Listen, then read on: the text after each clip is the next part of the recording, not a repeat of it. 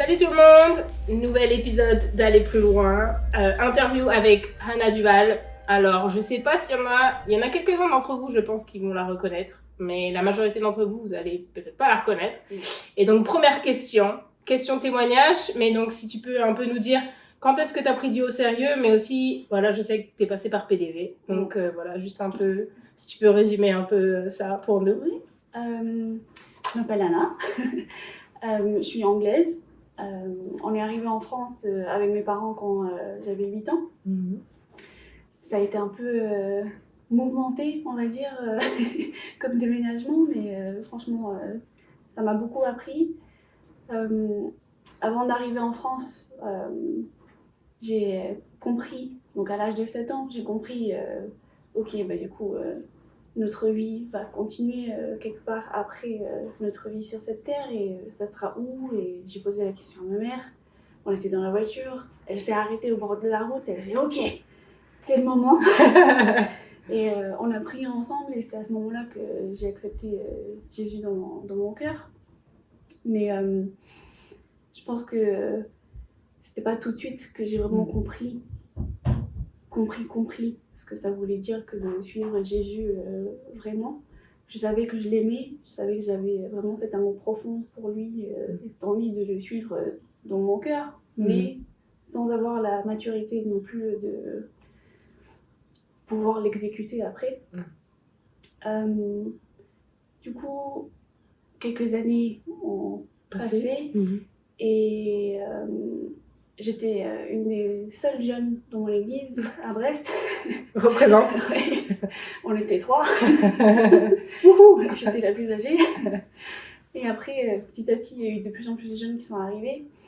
Et Marcel Lossis, le père de Rachel Lossis, nous a encouragés à aller à Bar-le-Vie, qui est quelque chose qui nous terrifiait, parce que du coup, on ne connaissait pas grand monde dans le milieu chrétien. Mais ça nous a vraiment transformé la vie, vraiment. C'est vraiment, je pense que c'est à l'âge de 14 ans, à un feu de camp, à Bar-le-Vie, en jetant mon bâton dans le feu, que j'ai vraiment compris ce que ça signifiait que de vraiment suivre Jésus et lui donner toute ma vie et vraiment m'abandonner à son plan, quoi. Et bonus aussi, on a une famille chrétienne encore aujourd'hui. Ça nous a vraiment changé la vie. Donc, merci Bar-le-Vie. Et Hannah, il y en a qui le savent, mais pour ceux qui ne savent pas, elle a rencontré son mari. C'est vrai. À PDV. Petit. Petite dédicace. Ok, donc deuxième question. Si tu pouvais encourager une personne, là tout de suite maintenant, qu'est-ce que tu lui dirais? Qu'est-ce que je lui dirais? C'est une bonne question. Je sais. Je dirais de pas lâcher la main de Jésus. Que même si le chemin il est compliqué, il est rude, qu'il y a des hauts et des bas, que même quand il y a les bas et que notre main est loin de Dieu, c'est dans ces moments-là qu'il faut tirer son bras le plus vers le haut et ne pas lâcher. Parce que j'ai eu des périodes sombres dans ma vie où franchement j'aurais pu lâcher, mais je suis tellement reconnaissante envers le Seigneur d'avoir fermé ce gap, cet écart. Et je sais pas où je serais aujourd'hui si Dieu n'avait pas fait ce pas vers moi. Et lâchez pas, ça vaut le coup. Amen. Ok, troisième question. Et avant-dernière question, déjà je te prépare bien. Ton personnage biblique préféré et pourquoi? Pourquoi? Bah oui, sinon c'est pas drôle, c'est facile, sinon tu balances juste un personnage comme ça. Pourquoi? Est-ce que t'as un? J'en ai un. Je pense que c'est Job. Ok. Parce que Job, il a vécu des choses. Il a eu énormément d'épreuves, énormément de choses à surmonter. Et chaque épreuve, même si c'était dur, il n'a pas lâché Dieu. Il a Persévérer. Persévérer, ouais, c'est ça. Mhm. Pourquoi? C'est sa persévérance et Mhm. même s'il comprenait pas, il aimait Dieu quand même Mhm. autant. Oui, il avait tous les arguments humains pour C'est ça. rejeter Dieu, quoi, et il l'a pas fait. Ouais, non, c'est ça. Ok, bravo, bonne réponse. Ok, dernière question. Est-ce que tu aurais une histoire fou? Bon, pas obligé qu'elle soit folle l'histoire, mais si tu avais une histoire de fou qui te serait arrivée où tu as pu voir la main de Dieu en action. Il y en a pas mal. Oui, j'imagine que tu as plein d'histoires, mais si tu en avais une à nous raconter. Une en particulier. Pour contexte, ça aiderait peut-être. Oui. Je ne l'ai pas dit au début, mais je suis née avec des problèmes de santé. Des assez gros problèmes de santé que j'ai encore aujourd'hui. Ça se voit pas forcément, mais c'est une maladie orpheline et du coup, je suis née avec un déficit immunitaire qui fait que j'ai pas assez d'anticorps. Mon corps fabrique pas assez d'anticorps, donc du coup, je chope tout ce qui passe.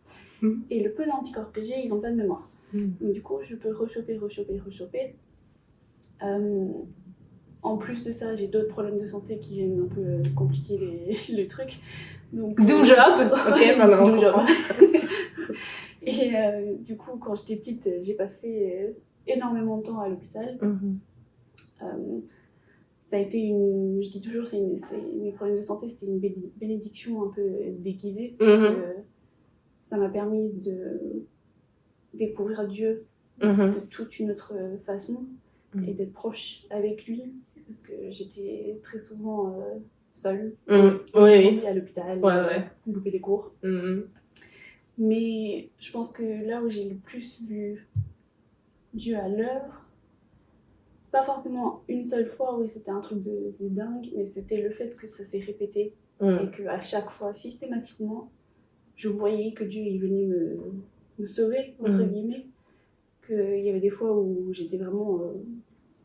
j'allais mourir. Sous l'eau, quoi. J'allais mourir. Amenée aux urgences, les médecins, ils savaient pas si... Oui, il n'y avait pas de solution. C'est ça. Si j'allais m'en sortir ou pas, et...